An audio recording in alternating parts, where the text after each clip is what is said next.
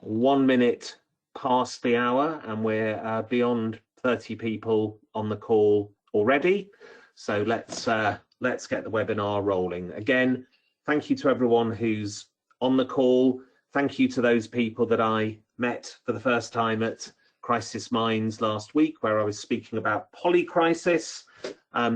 Thanks also to current clients, partners, and just those of you that love our crisis management webinars. We've got a topic that is of significant interest amongst anybody who has an interest in crisis management at the moment, and it is managing the threat of fake news, and misinformation. And I'm really pleased to have Marcus Beard with us here today. This is a new area, but it's an area which is really escalating and which really demands our attention. And Marcus is one of the people who can really truly claim to be an expert in this subject. He's very much been in the front line, and perhaps at this point, Marcus, it would make sense for you to introduce yourself, talk us through a little bit about your background, and then I'll do a couple of setup slides and then hand back to you to talk us through it. Of course, thank you very much, Jonathan. That's a lovely introduction. So some of you, I think, in the audience have either met me before, worked with me on something from years ago or recently, or perhaps seen me at the recent Insignia Crisis Comms Conference, or some of the other events I've done over the last year speaking about misinformation and more recently artificial intelligence. So I'm Marcus. I've been working in digital communications generally for 10 years, and specifically misinformation for about 6 or 7 years. The vast majority of my career was spent in the civil service, working through lots of different teams, Treasury, HMRC, but ultimately coming to 10 Downing Street in the counter misinformation team that we called the Rapid Response Unit under Theresa May, Boris Johnson. And since leaving, what I've been doing is working on projects for governments, international agencies, or large institutional clients. And I've been focusing specifically on something that we all call kind of information disorder, which is what I'm talking about today. And it is broadly trying to answer the questions, how do we understand the online narratives given the fragmented state of everything, polycrisis, as you might call it, and then secondly, how do we influence those narratives? And that's what my consultancy agency, Fenimore Harper, does. And we are small, but we are learning a lot, and we're trying to grow and kind of answer those questions for people. So that's why it's so useful to get out, do these presentations, and hear from people as well. Marcus, thank you very much. So yeah, over the next 45 minutes or so, we're going to talk about this vexed subject of mis and disinformation, fake news, and how AI is helping to drive that. There will be questions at the end. As always, if you can post those questions via the question panel on your control panel, that would be appreciated. I should have said, for those of you who haven't met me, I'm Jonathan Hemus. I'm the Managing Director of Insignia. We're a specialist crisis management consultancy, and we work with leaders of organisations around the world to help them do and say the right things on the most challenging days of their business lives. And we do that through crisis management planning, training, and exercising. And those most challenging days of their business lives, some of the causes of those most challenging days in people's business lives are changing. So this is the most recent World Economic Forum Global Risk Survey, in which over 10,000 people, that's business people, governmental individuals, a whole range of influential individuals voted for what is the most severe global risk over the next 2 years. And for the first time ever, misinformation and disinformation came at the top of the list. And interestingly, that is being reflected in our work. 15 years ago, when Insignia was formed, there was kind of an even spread across the scenarios that were being deployed in crisis exercises. It was everything from product recalls, to major accidents, to environmental disasters, to product recalls, the whole range of risk types. And then 5 or 6 years ago, 1 in every 2 exercises focused on cyber threats, and that has continued over the last 4 to 5 years. But what has noticeably changed over the last 12 months is that exercises and simulations based on fake news, mis and disinformation and deep fakes are becoming much more common as the topic of an organization's annual or quarterly simulation.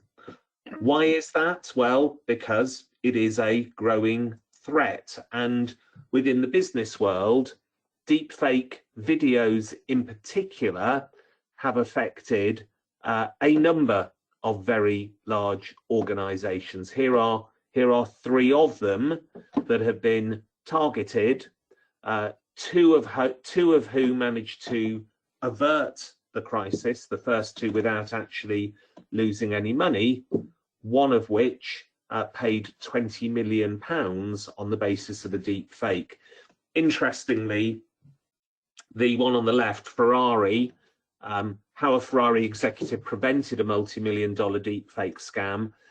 There was one question that the employee, the executive, asked their CEO, so-called CEO, it wasn't, it was a deep fake video that trapped the perpetrator. The question was, can you remind me of that book that you recommended to me last week?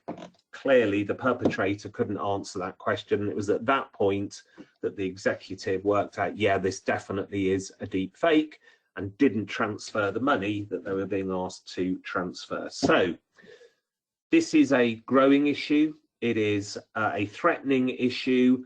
And yeah, Marcus is going to talk us through some of the history and learnings from COVID, and then a look at what we're facing now, and critically, some of the things that we can do to keep ourselves safe.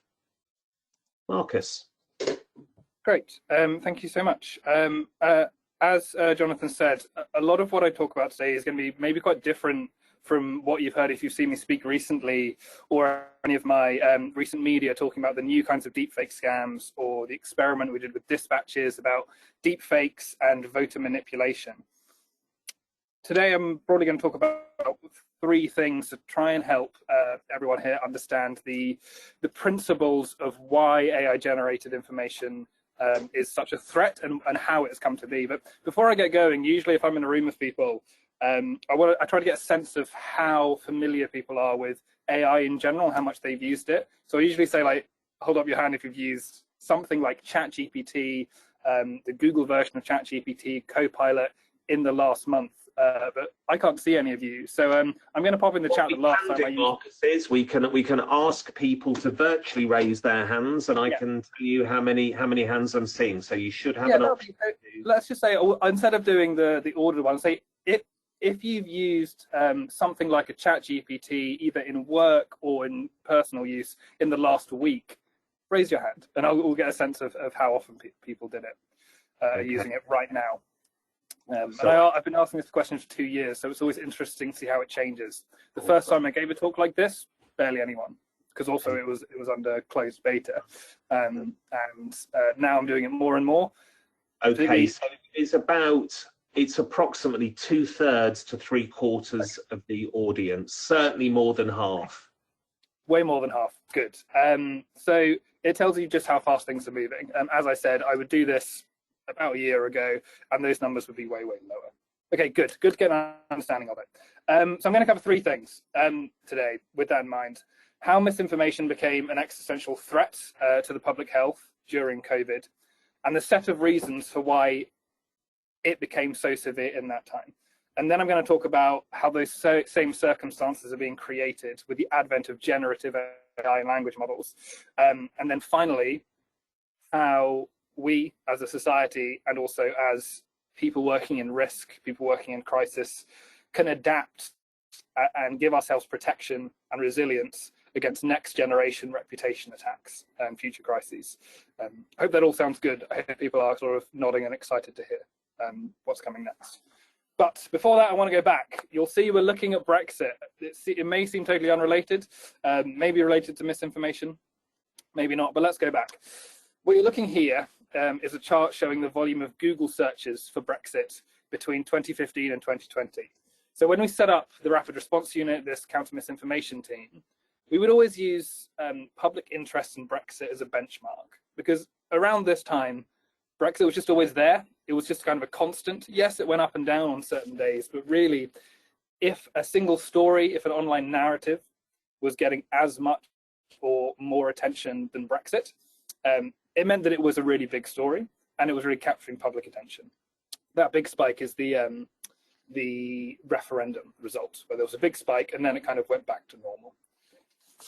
And so here's one example on the next slide. I don't have the clicker, so Jonathan's clicking for me. Thank you. The UK's military action in Syria by Theresa May to degrade their capability of chemical weapons. For that week in 2018, searches for Syria and concepts around it did briefly eclipse searches for Brexit. Now, the headlines around that time, before we did our interventions, were all about Theresa May, military action, Syria, war, etc. But the reasoning for it, the kind of main points that the government needed to get heard and understood on, the extreme humanitarian suffering, the usage and capability of chemical weapons wasn't cutting through. So anyway, we did responsive digital comms around this. We made sure our voice was heard and understood through organic, through paid, through regular press, and that started to show up in focus groups and in polling. But I use that as an example, because as you see, it briefly eclipsed Brexit for just a moment.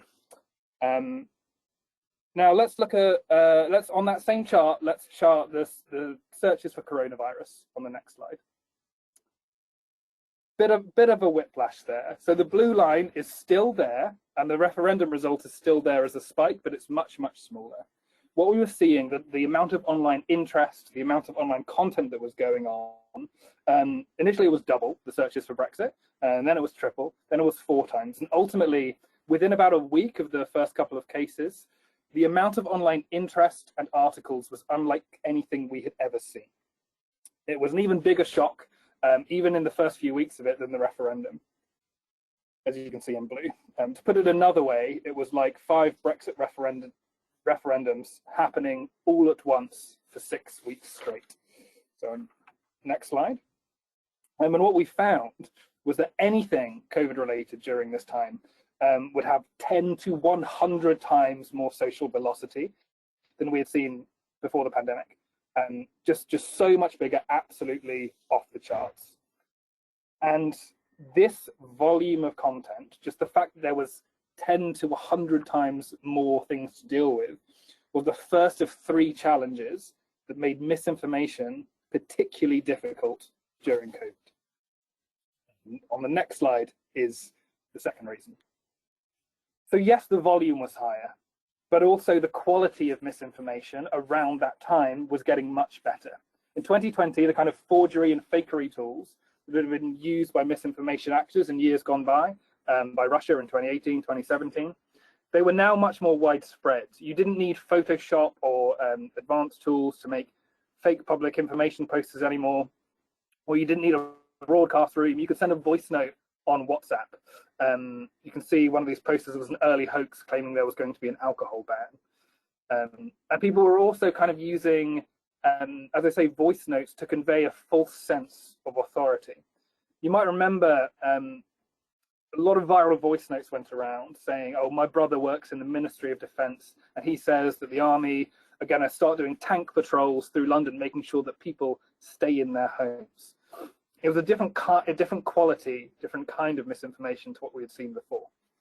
But thankfully on this occasion, on the next slide, there's something that people may recognize. Oh, we've skipped over it. It's a linking slide. I had to cut a few slides, but one of the misinformation things that went around the viral voice notes was someone claiming that the army was going to bake a really big lasagna in Wembley Stadium.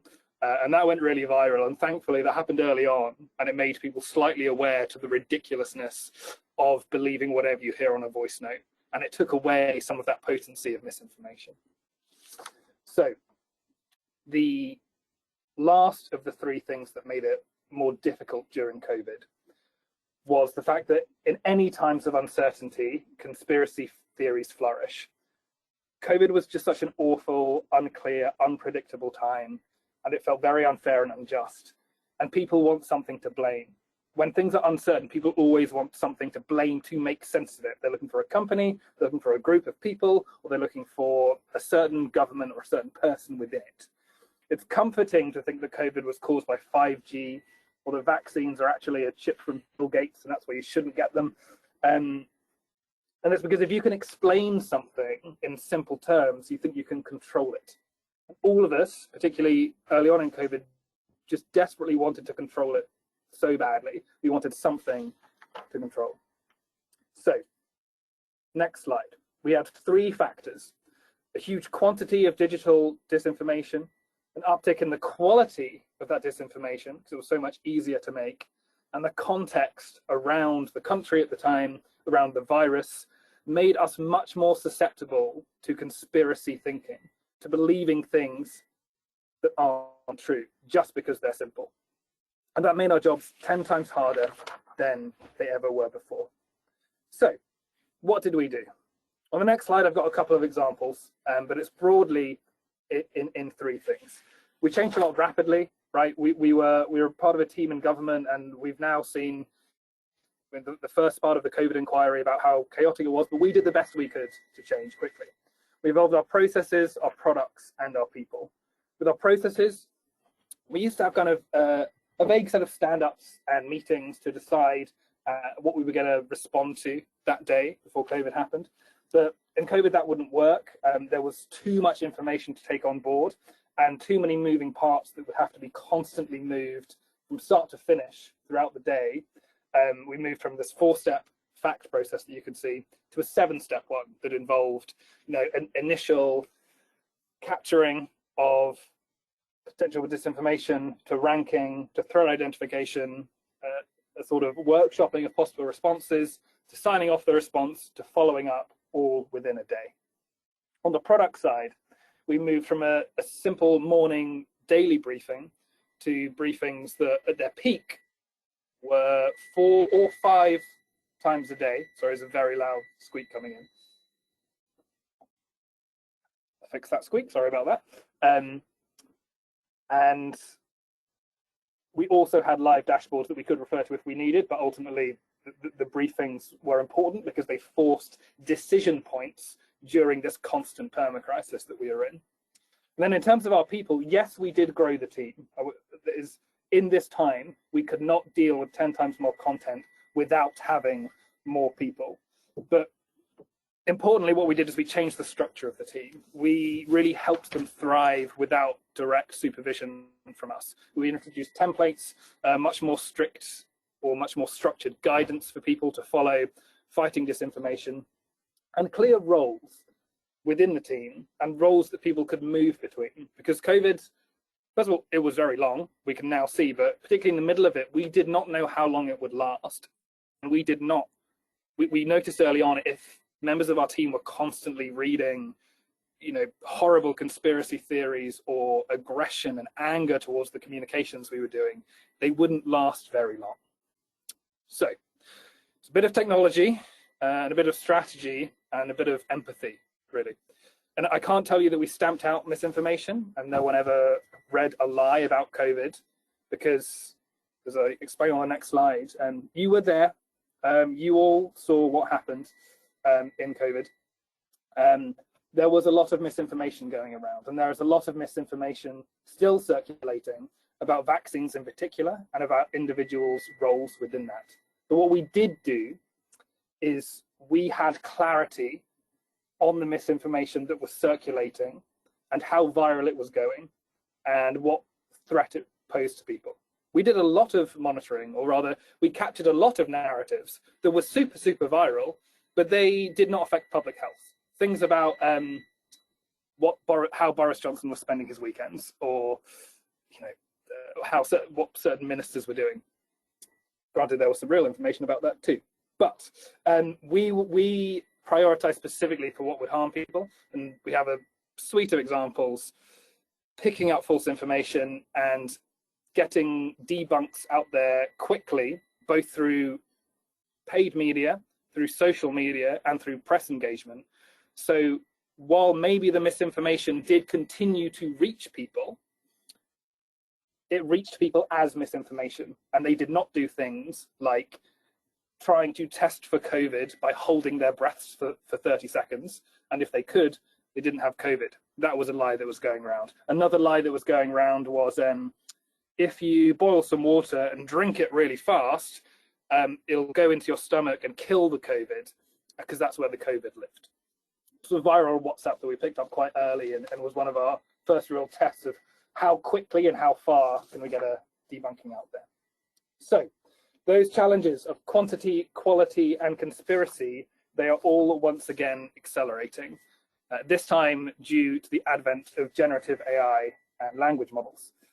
And I think us, as people who work in risk, in identifying risk and trying to mitigate risk, we need to accelerate our approach again. So, moving slightly forward in time, or around the start of COVID again. Oh no, way before COVID. Next slide, February 2019. Better language models and their implications. If you have been interested in AI for a while, you'll know that this moment, when OpenAI unveiled GPT-2, for reference, we're now on GPT-4, it was an incredible moment. We had seen algorithms that could string together sentences before, sort of vaguely coherent, but this allowed this artificial intelligence to generate full paragraphs of text that were not only coherent, but responded to your input. And that's quite a lot to kind of understand and wrap your head around. So the first thing OpenAI did was produce a demo, a demonstration. And in that first blog post, the demo they gave was, on the next slide, generating fake news. This was the first use case that OpenAI ever demoed for their groundbreaking artificial intelligence tool. Granted, this fake news was about scientists discovering unicorns, but the lasting impacts, the fact that the first use case that got public traction was used to generate fake news, means that the first thing people typically think whenever there's a new image model out there, whenever there's a new way to generate video, or a new way of an agentic AI model to be super intelligent, the first thing people think about is doing something with bad intent, typically creating misinformation. And that makes our job very difficult. Next slide. It means that the scale of misinformation is exploding once again. So instead of one person writing hundreds of controversial fake news articles to generate clicks and to get money, now with just a couple of lines of code and a few pennies of API credits, one person can generate thousands of fake news articles. And it is already happening. This is an example I've got up here, is a lot of people tell me they weren't quite aware of this happening, was in 2016, during the presidential election, teams of teenagers in Macedonia were writing fake news articles about Hillary Clinton and about Donald Trump, not necessarily to influence the election, but just to get loads and loads of clicks on their articles and to generate money. So what we often see is people try to generate money and they get politics get caught in the crossfire. So, and once again, similar to COVID, it's not just the volume of this stuff, it's the quality that has taken a leap forward. It's more convincing than it ever was before. Here there are two images of fairly old examples now, but these were some of the really early image models that fooled people on a mass scale. This very cool coat that the Pope was wearing does not exist, nor do these images of the Pope. They're not photoshopped, they're not edited.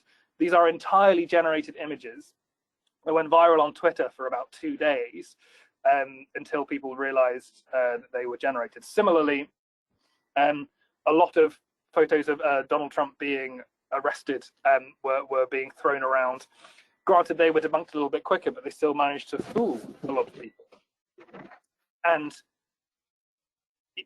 later, they're now much more advanced now, but later in 2023, video models, which are on the next slide, allow fairly long, sophisticated, good-looking clips to be generated for just a couple of pennies. Now, video models are still quite weird looking. If you've ever seen the kind of video they generate, they do look a little bit uncanny. But the way people get around that is they put a grainy filter over it. They make it look like it's CCTV. And in some ways, that even lends more credibility to it, because it looks like it's been leaked from somewhere. So you trust it even more, and you overlook some of the weirdness about it. So you stitch this all together, and you can generate entirely false realities, as we see on the next page. So this forum poster created a set of news articles, a set of images, a set of video clips for the Great Cascadia earthquake of 2001 that never happened, obviously, because Great Cascadia does not exist. All of the text was generated by AI language models, and all of the images were generated. And you can see, by placing it in the past, by putting a bit of a film grain over it, you can make it a bit more convincing. This was done as a kind of creative piece of work. There were no victims of this. But this kind of multimedia generated misinformation is exactly what bad actors are doing. Whether it's the state, we know that the Russian state is doing this to undermine support from Ukraine. They generate lots of tweets, they generate lots of memes, and they generate lots of images. But also, it's a lot harder to uncover, but there is a lot of evidence that this is being done by private individuals and institutions as well in the field of reputation warfare. If you're going to spread fake news now, if you're going to try to reputationally harm people, it has to be multimodal. It has to be on TikTok, it has to be on Instagram, and it has to be more than just text. And so, how do we fix this? We don't fix this, as I'm sorry to say. It's about adapting our responses that we already have. And the phrase I use for this is fighting fire with fire. The same technology. Yes, as we go into that, I just remind people to post any questions via the question panel. We're going into the final third of the presentation. Some suggestions and some solutions, but please do take advantage of Marcus being with us. Post your questions in the next 10 minutes, ideally, so that we can go through a number of those in the final 15 minutes of the webinar. Thanks. I will move on. Super useful. I think as good as a view of we have through some of the monitoring we do, we're only looking in places that either catch our interest or in areas where we're working on it with clients. But it feels like every week when we have a conversation or we're tackling a new project, we find either a whole new set of strategies or a slightly different application of the same strategies that are slightly better camouflaged and better hidden. So solutions, ways to mitigate this. It's turning those AI technologies back on themselves, or in other words, fight fire with fire. Integrate those technologies that we already know, these crises preparations that we've gone through time and time again, but we just need to accelerate it. And it's those three things I talked about earlier: products, processes, and people. And it doesn't mean that your processes have to get really complex. Actually, they should get simpler. I think it's 3 steps on the next slide that we always go through. Broadly, so every organization looks different, but broadly, these are 3 steps you should be thinking about when you think about how do I deal with so much misinformation across so many platforms. It's listening to what's being said. It's assessing religiously whether it is a threat or whether it's not a threat to your reputation, to your ability to operate as an organization, and then deciding if and how you should respond. Now, all of these are going to have a huge number of questions beneath them. What kind of platforms are you going to listen to? How do you decide what's high priority and what's low priority for you? Different in every organization. But that's been the same forever.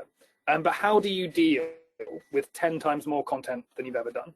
As I say, the answer is through implementing in some step of the way artificial intelligence in there. And there's a lot of conversation around artificial intelligence and monitoring. The way we think about it is like this, which is a flow chart that I've been told still needs to be simplified more. But I'm going to try and make sense of it. It's basically that 3-step process. But when 10 years ago in a press office, you could read through 10 newspapers, you could make a note of which narratives were appearing towards the front of the page, and then you could decide what lines you were going to put out. Maybe all of that would take an hour, 90 minutes with a team of people, and then you'd go do it. Now you need to use software to do it, because you are not going to read 10,000 tweets, and I don't want you to. It's a waste of time, because an AI cannot truly make a decision for you. However, it can do a first pass in deciding what is high risk, medium risk, and low risk, and it can group together similar sets of tweets, and it can recognize patterns of language, can recognize patterns of audiences that are having an impact during a crisis or on your reputation. So to run that through, you take all the raw data, and it might look like this. Just a lot of articles, it's on the next slide, a lot of articles, a lot of tweets, and then you ask a series of questions. I think we still have the slides in for the next one. If we can go to the next one. There we go. All this data, you take all of that in. There are lots of ways to do that. We have our own crawlers, but there are tools out there which I'm sure you've heard of: Pulsar, Brandwatch, Meltwater, Newswhip, Cision, loads of them. But what you need to start doing to really make sense of it is asking a series of questions, which are on the next slide. We're looking at vaccine data in this because it's sort of COVID related. And the great thing about AI is that you don't have to follow a built-in sentiment measure. I'm sure you've seen kind of sentiment measurement of press articles or tweets, and they're always really bad, because what does it mean to be positive about COVID or to be negative about COVID? With AI, you can ask specific questions. Is my organization mentioned by name? Are they making a specific claim about my organization? And potentially, are certain stakeholders appearing in this article or in this tweet that we know our proximity to them would be bad? And an AI is great at doing this. It's not great at coming up with the questions. They tend to be a bit trite and a bit not specific to the lived experience of crisis. But it does let you get a risk rating very quickly. So you take that categorization, you take that risk rating, and then suddenly you've got really rich data, which is this. All of the slides with a little logo above are generated by AI. You've gone from a totally overwhelming sort of mountain of data to something that can then be used to identify a narrative and to make a decision on. And this is what we would be doing if we had access to these technologies during COVID. We'd be making briefings, which would be generated based on this data. These are on the next slide. AI isn't really great, as I say, for kind of making real decisions for real people, but it is good for very quickly providing clarity, as long as you provided it with enough examples of what you want your briefings to look like and what you want it to look out for. So come back to this one. So that is the kind of broad approach that we would take. It's ingesting data, it's making sure you've got a human in the loop to provide your own risks, and then it's deploying AI at the appropriate time to speed up that process in a times of crisis. For our clients now, I don't want to talk about our clients all the time, but like when it's for an event or when it's for a crisis, they're getting this every hour, and they're getting it in ways that they can quickly paste into WhatsApp. And the reason this is important now, all of this is important, is it's not just the technology, it's not just the social media landscape, which is now owned by different people. It's due to the context. All across the world, we are heading into a great time of uncertainty. Recessions ahead of us, tariffs going up across the board. On the next slide, there's a couple of articles about it. Huge inequality that already exists, that's only going to get worse in a recession. And all of that leads to conspiracy thinking. And in those times, people are going to be looking for a group to blame, as we've seen time before, and certain political groups want to piggyback off, or they will be looking for an organization to blame. Now, if someone, an activist or just a competitor, is trying to attack your organization, they are going to be exploiting these fractures that already exist in society. They are going to find something that's already divisive and then seed lots of partly false and objectively false information to get people really, really angry. So I think it is on us to get ahead of these tactics and to make sure that we don't fall into the trap of buying this false reality that's being pushed on us by a group, by an institution, simply by these misinformation manipulators, just so they can forward their political, financial, or social gains. And that's all I have to say around misinformation. I'll hand back to Jonathan. But the point is, this new wave of misinformation, it is big and it is scary, but it's, by its nature, it's not totally new. It's just faster and better than it ever was. So it's not a paradigm shift. It's just another acceleration. And so it's not about buying something off the shelf that says we've figured out a way to stop misinformation, a shield for online disinformation. It's about embedding it into processes you already have, teams you already have, and the products that you're maybe already using to steer your ship in a crisis. So it's all of that above tools. I've got a couple of places you should go follow for misinformation, lots of good writing. And I always think the government, when we were there, and I think still now, they're doing really good disinformation toolkits that are typically used for states with less communications resource, but I actually think they're really applicable to organizations as well. And for some organizations, you know, you have as many people or as many resources as some of the small states that we were dealing with, particularly in communications. So yeah, thank you for listening. Sort of to get a bit political at the end there, talking about the existential risk we face, and hopefully it drives the point home where it is about organizations, but it is wider than that. There's a whole contextual issue. So I'll hand back to Jonathan now. Marcus, thank you. As I suspected and predicted, we have a very large handful of questions. So if I can put those to you. Firstly, for Maxine, yes, as long as you're happy with this, Marcus, we can share the slides. Yep. Fantastic. And then next question from Jenny. Is there, talking about governments, is there evidence of governments other than Russia generating misinformation to control the narrative? Yes, definitely.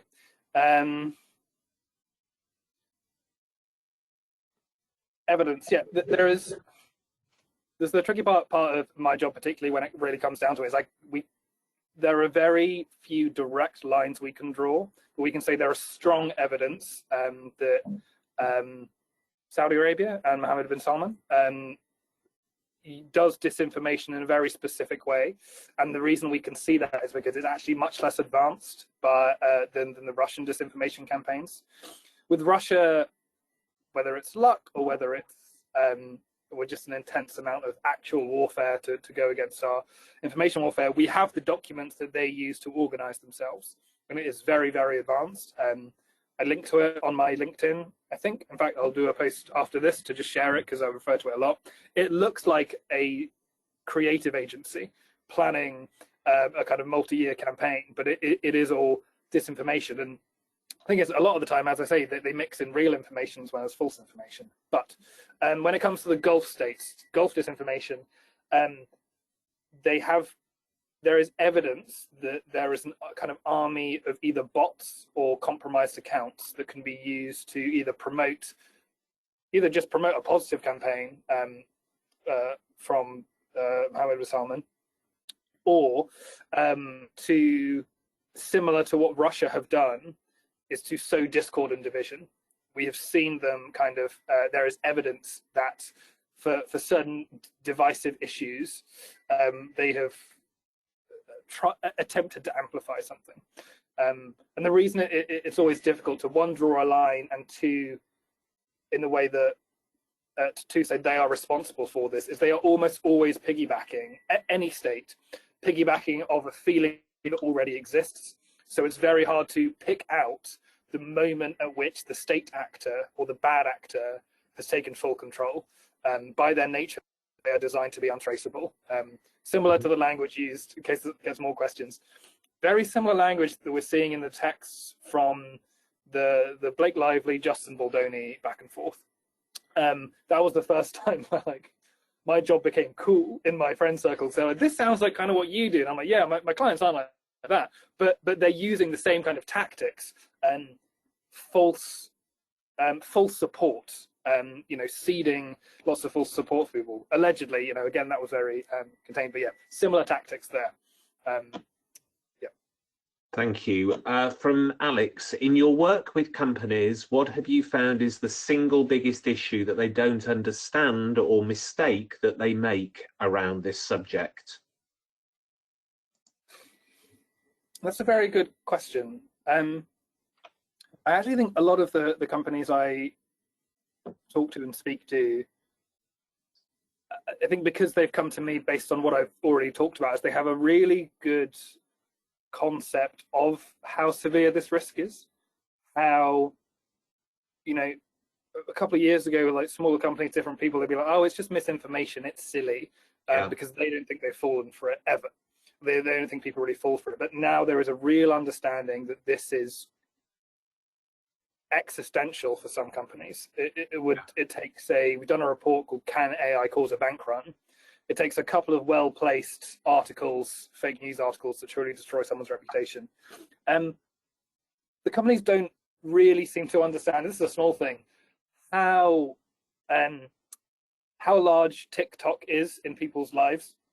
It's a really small thing, but you know, just in the conversations, I noticed there's all this talk about Twitter and about articles and about news, and TikTok is mentioned, but actually I think for most clients that I would deal with in a crisis situation, TikTok should be the core in the way that Twitter was the core 5 years ago.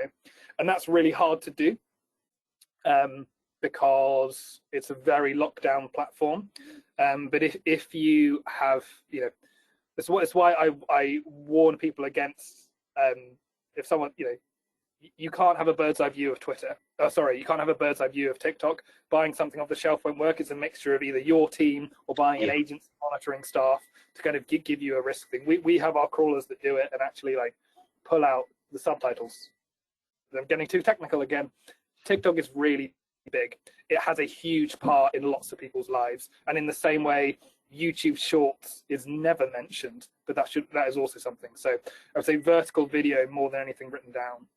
I think because our clients live in a world of email and a world of Slack, and they send messages back and forth, and they maybe don't wear headphones.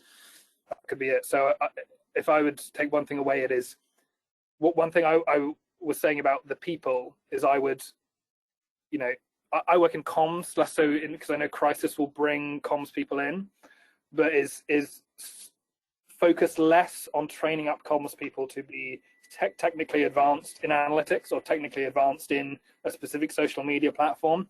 Focus on immersion. Just let them, encourage them to just use the platforms as users to get an understanding of where these things come from. Because, that's what I'd say. Yeah, it's interesting. I mean, obviously, the most senior people within organizations tend to be of a certain demographic by way of age and still class, etc. And they are generally, and I am stereotyping now, not big TikTok users. I remember back, 5 or 10 years ago when we got approached by CEO of a major bank around an issue that they were facing, and it was that person's 14-year-old daughter who had seen something on this thing called Twitter, which was really derogatory about the organization and did need addressing. But I can imagine how it is hard to get the C-suite to engage with TikTok because it's just not their world, is it? Question from Patrick. Patrick says, what do you think about the concept of narrative dominance and how do you implement it using AI? I've heard that phrase in lots of different contexts, and it sounds like it might be referring to a very specific idea. So if you have that idea, maybe drop it in the chat. But Yeah, Patrick, if you could expand on that. I was hoping you would know exactly what Patrick meant. And maybe I do. Maybe it's referring to this idea I have, but it just sounded like it was something really specific he was thinking of. Narrative dominance. So I worked in civil service about 10 years or so. At the start, it felt like any day there could be a dominant narrative, or even during a week. By the time I left, that just wasn't a thing anymore. The audiences, the country had become so split up into different communication blobs. Very strange way of describing it. That there was, narrative. You need to be thinking about narrative dominance in terms of spheres of audience. So the thing I'm trying to work out is I know it's horrible to think about given the climate, but like spheres of influence feel like that describes the current social media landscape, quite literally in some ways, because Elon Musk owns a part of Twitter, and rather than thinking about how do I get across everything, which you could do 20 years ago, it's about how dominant can you be in specific spheres. And because the sphere I'm in, right, we're in sort of the border of Hackney and Islington. I just see people listening to the rest of politics all the time. Picking up my coffee, they've always got Alistair Campbell and Rory Stewart in their ear. To them, Trump is failing, right? To them, Trump is very unpopular.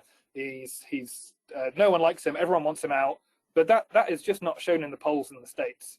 And you look at the podcast data, it's because all of the podcasts in the States lean right. But in the UK, we have this, well, not in the UK, in Islington, we have this obsession with centrist podcasts and the podcast dad thing, which, sorry if I'm calling out people on, but it's I listen to it too. I'm a centrist dad.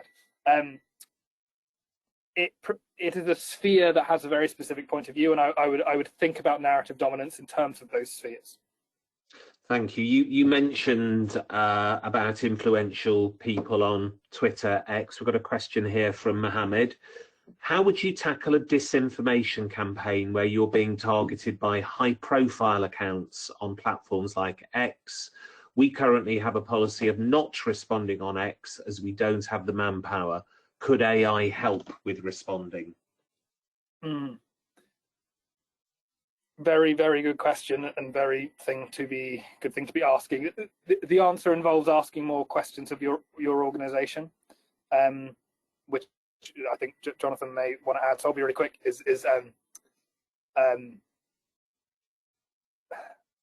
What do you gain from responding? What could you lose by responding? How could you potentially bring more exposure to it?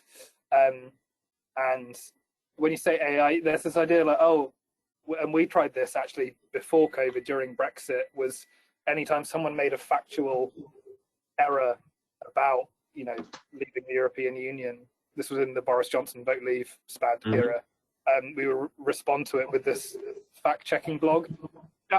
It was an experiment that wasn't very successful. And so definitely I would say like the idea of responding to everyone that's wrong in this climate or who's spreading misinformation in this climate just gives them more evidence for a lot of, it depends on the situation. But in this climate, gives them more evidence that, they're trying to control the narrative. They're covering up their lies with manpower, with fake people. So I think you're right in your instinct. It's you either don't have the manpower or it's not worth the manpower. In terms of the big individuals, you could just be giving them more fuel. Actually, Jonathan, how would you sort of approach that from? It's really difficult because every instinct in your body and every bit of previous kind of crisis communication best practice would be to challenge falsehoods and to put your side of the story, and there's a real argument for that. But equally, what you've said is true as well. If this actually is some relatively insignificant influencer, or not even an influence, insignificant individual whose views are not getting traction, by responding to it, you may draw attention to it. Equally, if they're hugely influential, like Elon Musk, for example, they're just going to steamroller you. They have got far more traction than you have. So it's become a really, really tricky area. And I think one of the things I would say is, in any situation like that, work out who are your truly critical stakeholders and get to them directly. If you can't, or it doesn't make sense to use the same channel that you're being attacked on, how can you actually retain the trust and confidence of those people who are really important to you as an organization? There's a couple more, Marcus, before I need to cover off a bit of any other business. So Chris says, great talk. Thank you, Marcus. The kind of analysis you're talking about and undertaking is very dependent on the inbound data flow. What's the current status of that in terms of social media platform APIs and then other sources, for example, news outlets? News outlets are very easy to get, I would say. APIs are typically quite bad now. They've become bad. I'm assuming you've got some technical knowledge because you've used the phrase API. So they have got worse, deliberately worse, and I think they will only get worse because of the current political situation. I think Elon Musk, whoever is going to own TikTok, has no incentive to open up their platform for people to challenge it. So the way companies like mine get around that, but I mean, the news whips and the brand watches, is that they do end up using crawlers, not APIs, to get the real useful data. There is a question about compliance with that, and we check for depending of the kind of research we do. We are able to do crawlers because of the certain type, and it's totally within their terms of service, totally allowed to do. It'd be like having a team of people scrolling through and reading it and looking at it. Some of the bigger platforms, which is where you should really interrogate, what I hope to do is to get people to interrogate these big platforms, is you as a large company do not want to be caught out for breaking terms of service. So do ask them, what are you doing? How are you collecting your data? And if they say scrapers, really interrogate that, because it's not always allowed. In a lot of our use cases, it's totally fine. In some cases, it's not, if you are just dumping loads of data to a client. It's quite technical. Hope that answers the question.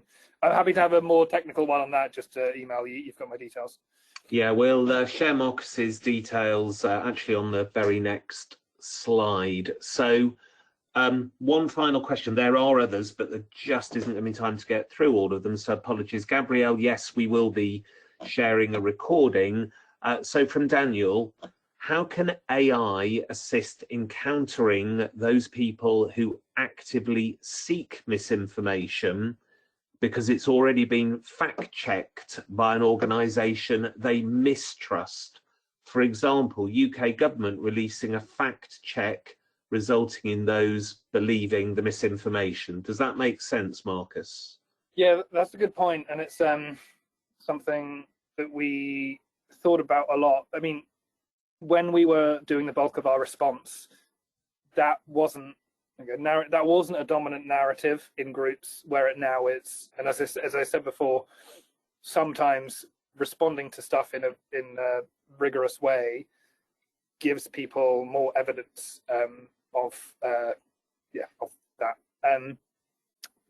There are lots of ways to do it, and what AI is great is great at applying frameworks to content, to ideas, rather than just generating new things. What you wouldn't want to do is get AI to generate, in addition to the fact check, or as part of the fact check, a kind of an essay about why they definitely should believe what we're saying and not the other people.